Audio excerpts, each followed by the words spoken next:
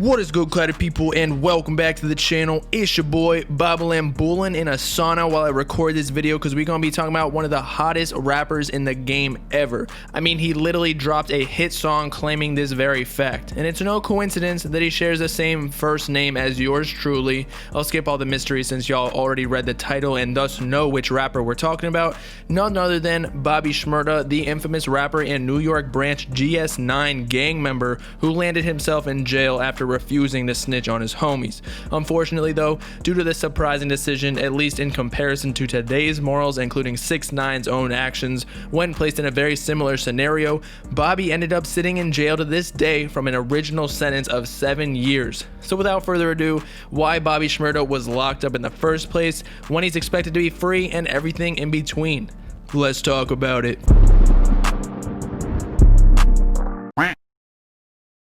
Before we can discuss Bobby Shmurda's dark past filled with crime, but also on the bright side, massive success within the music industry, we need to explain how he even got to this point.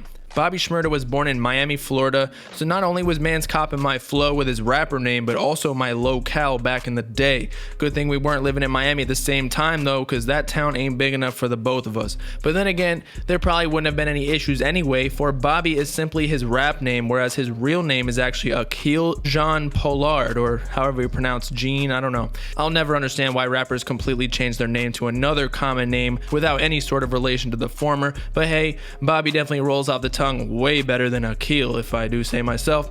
My sugar mama says so too. But aside from the irrelevant biographic information, although it is quite interesting in itself, to summarize his career, Bobby is essentially known foremost for a viral meme, if that's even what we want to call it, back in the day when he became famous, in which he threw his hat into the air in one of his hit music videos called Hot Boy, and it never came down. By the way, Hot Boy is not its official name, it's simply the radio title. For the original title, I do not have the rights of saying in society. But as I was saying, fans jokingly speculated the hat blasted off the entire planet and at this point in time is passing Pluto, among many other extravagant spin-offs. But either way, this meme wasn't the only reason the music video blew up, for the song was quite literally a hood classic and even crossed over into the mainstream, one of the first of its kind. More specifically, Hot Boy was officially released on July 25th, 2014, over a whopping 6 years ago, and peaked at number 6 on the Billboard Hot 100, in turn launching Bobby Shmurda into superstardom, even creating a new dance move in the process called the Shmoney dance. I'd like to see Addison Rae try to pull that off on this. But anyway, after experiencing a mega hit such as Hot Boy and later on an almost equally popular Bobby song, ultimately solidifying his name in the rap game considering his rap name was literally in the title and chorus of that song, Bobby Shmurda followed up the singles with his debut EP, Shmurda She Wrote, distributed via Epic Records. In fact, there is another iconic video in addition to the aforementioned music video in which Bobby Shmurda performs a mini concert in the Epic Records meeting room for his debut single Hot Boy, in accordance with the Shmoney dance.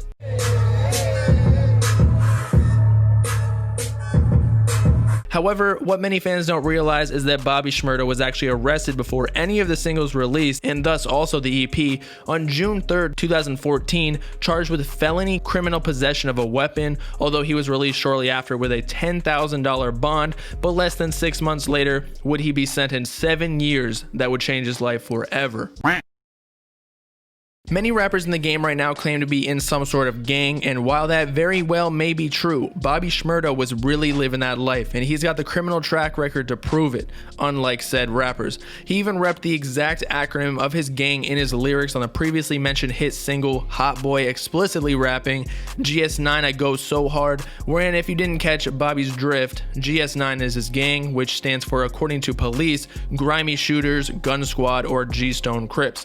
On the other hand though, if you asked Bobby during his multiple trials what that meant, he would simply claim GS9 was his music group or label, as it was technically his label imprint.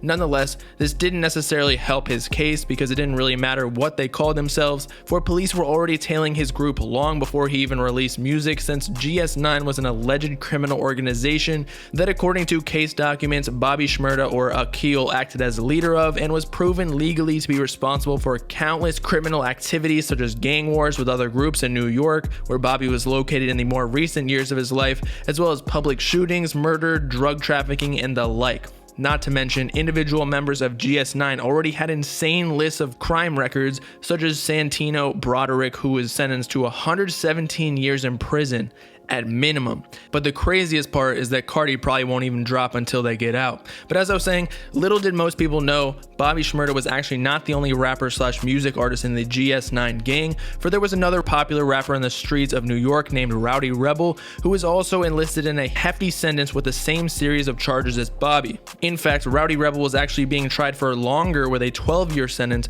wherein they both could have easily shortened their sentences had they cooperated with the federal government and snitched on their fellow gang members, but they elected to plead guilty and not cooperate with the feds. Hence the reason why Bobby Shmurda is so highly regarded in the streets, as opposed to 6ix9ine, who chose the opposite path of snitching on his homies to lighten the sentence.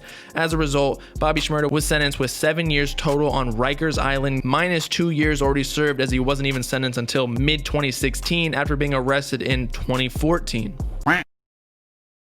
Bobby Shmurda's darkest moment all began in 2013 when he still went by the nickname Chewy. He was on his way to his friend Pluto's house, a drug dealer at the time, and as he was about to open the front door, two people abruptly approached him, holding him at gunpoint, a not too uncommon occurrence in Flatbush, New York. The two ops wanted to know where Pluto lived, not realizing they were already in front of his house, but unfortunately, Pluto heard all the commotion and opened the door and was shot instantly by the two people holding Bobby at gunpoint. The two killers then turned the gun towards Bobby Shmurda and asked where the stash was, which Bobby had no idea apparently, but they ransacked Pluto's home anyway and found everything. Afterwards, in an interview, Bobby claimed that this was the very moment that served as the inspiration of becoming a rapper, for he was, quote, alive for a reason. And obviously, this new aspiration of Bobby's was long exceeded. For his short time in the game, he was one of the biggest. But prior to the seemingly overnight success, Bobby Shmurda didn't experience a smooth ride to the top, for he was arrested and charged on multiple occasions for possession of firearms,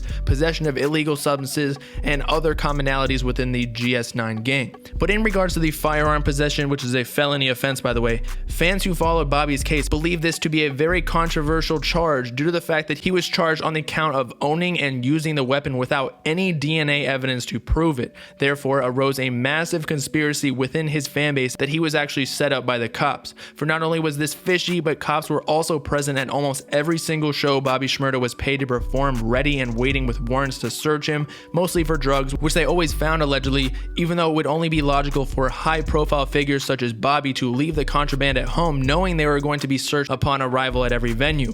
And finally, ending Bobby Shmurda's professional career as a rapper, at least until very soon, when he could potentially be released, as we'll get into later. On December 17th, 2014, Bobby Shmurda was arrested along with every other member of GS9, including extensive charges that Bobby was wrapped up in through the RICO Act, which stands for the Racketeer Influence and Corrupt Organizations Act, essentially allowing the government to arrest leaders or members of a criminal organization proven to be executed by that same organization. The government utilizes this act of legislation in order to convict the higher-ups of these organizations, to scare them with large sentences and likely strike an easy plea deal, or better yet, convince the leader to cooperate and thus take down everyone in the organization in exchange for a shorter sentence of that leader.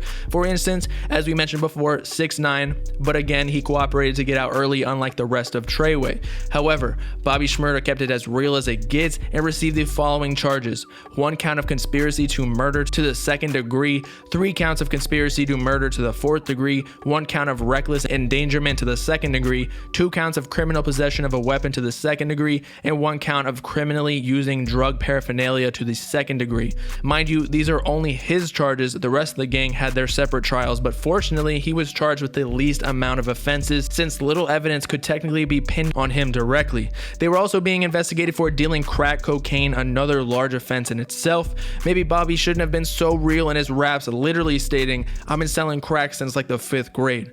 Either way though, Bobby Shmurda's 7-year sentence, potentially shortened for good behavior, is almost up, as he was expected to be out by this December in 2020. However, now there are reports that his trial is actually being held today as I record this video on August 14th.